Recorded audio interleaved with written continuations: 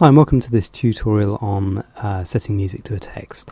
Now we're fairly close to the end, and what I've done here is I've just, since the last video, I've just started putting in the string parts here.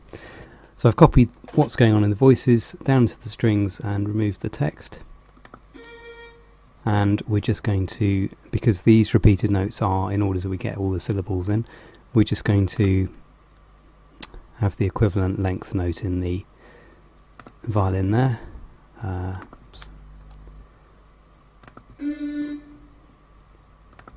Rather than repeating them. So D, F, B flat D, and G, D,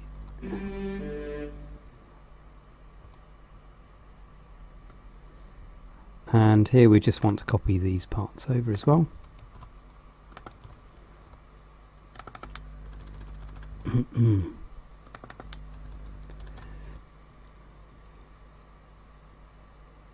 That's fine, and because we've got this perfect cadence here, we're going to repeat that F there, just for the beat really.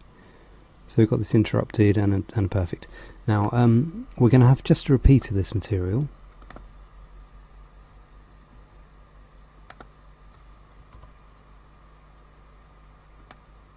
So a direct repeat of it. By the way, I think in terms of the other Verum corpuses written by Mozart and Susma, I think they just went up to the examine.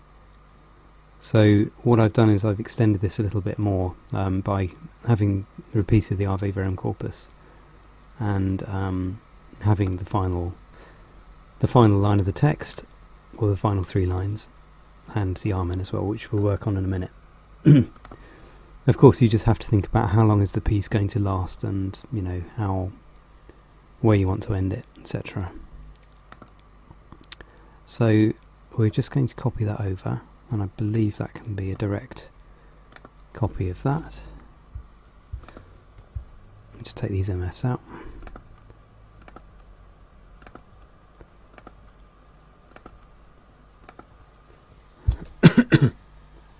Okay, that's fine. Great. So so we've put these final 3 lines in, and we're now onto the Amen. So in terms of the Amen, we want to have maybe 4 bars, probably 8 bars in fact, to finish off this piece on an Amen. So I'm thinking we can have if we're going to go for 8 bars, we could have a 4 bar. We could have 4 bars of Amen using a sequence, and then it's a sequence ending on a interrupted cadence, and then the final 2-3 bars would be perfect cadences to finish off the piece. So we'll do that now. In terms of what we mean by doing this sequence,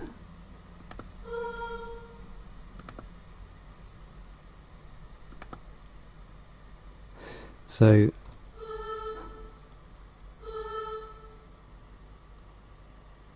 just trying to think about how this would lead in, because we want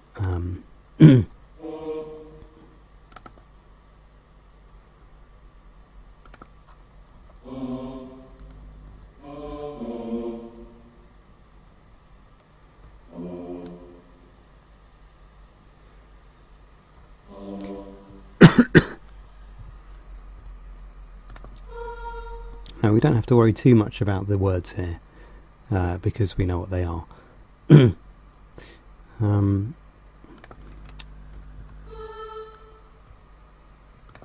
So this will start off the Amen. So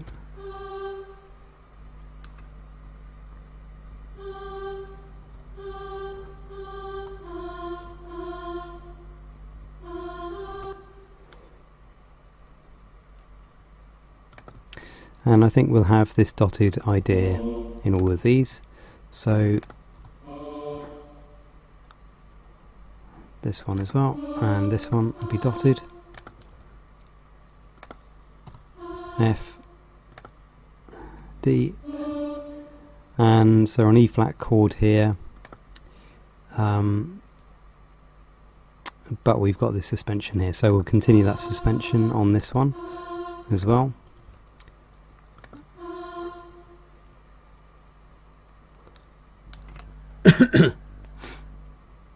We can put some nice 9/8 in as well, so if we have that as a minim, that becomes a 9. Well, it's sorry, this one's a 9 here. E flat to F,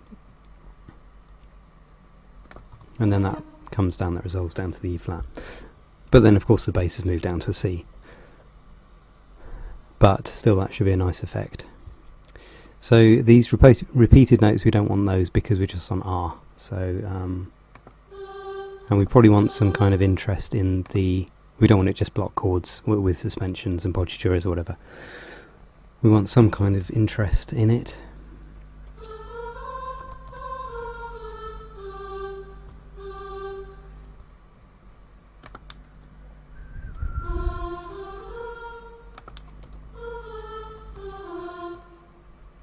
So something like that. Let's just have a listen to it.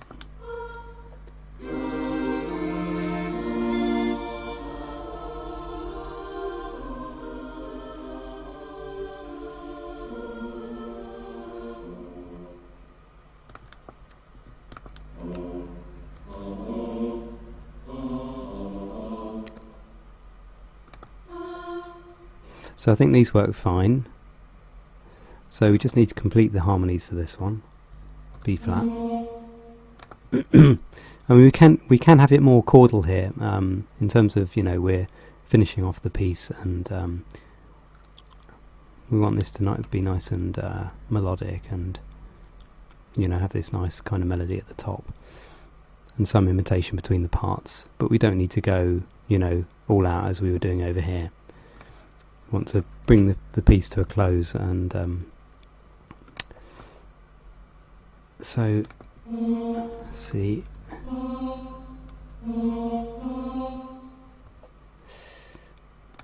B flat. So we don't want this D minor, so we'll have a suspension here. So D minor, we want this coming back up to B flat, first inversion, fairly quickly, otherwise that will sound too bare. In fact, in terms of imitation, we could have this idea in the tenor part here.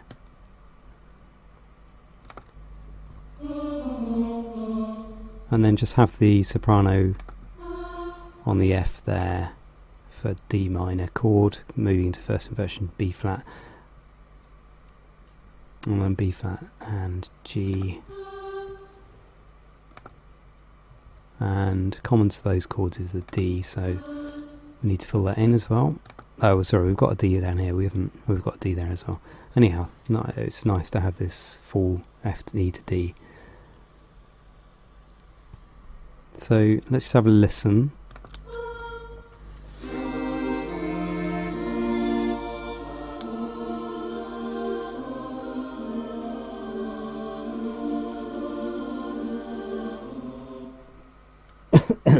Okay, it sounds good. Let's continue.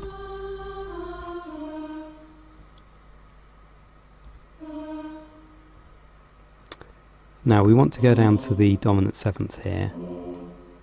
So we could use this idea here that we've got here. In the bass,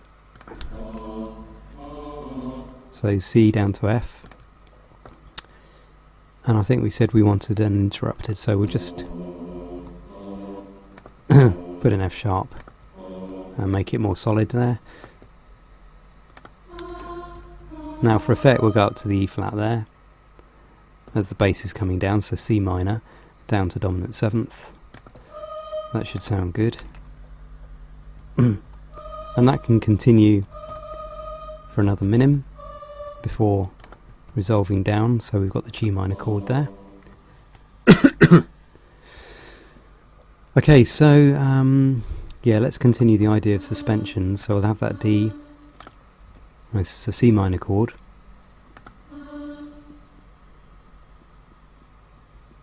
but again we will hold off from resolving this 9 to the 8 until we've got here.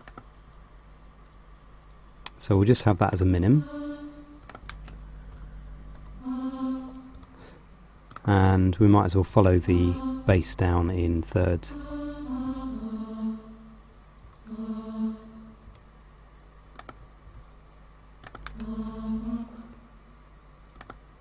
And then up to the B flat. Right. So the tenor part, that has to come down, so A to the G,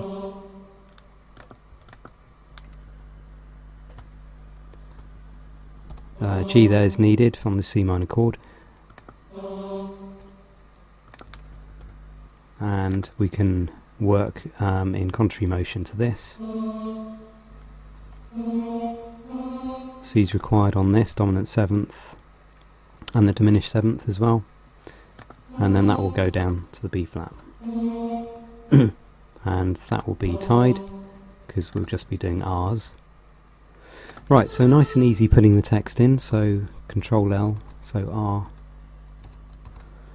And we'll just do it all the way through. Men. And this will be tied over there. Same thing here, R all the way through, Men all the way through on this one,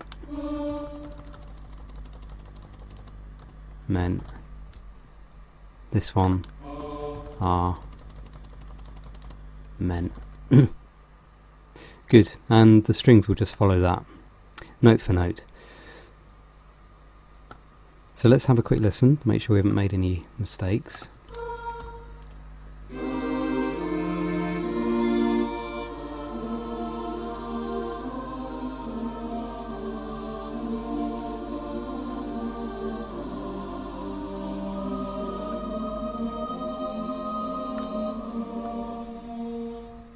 Good, that's fine.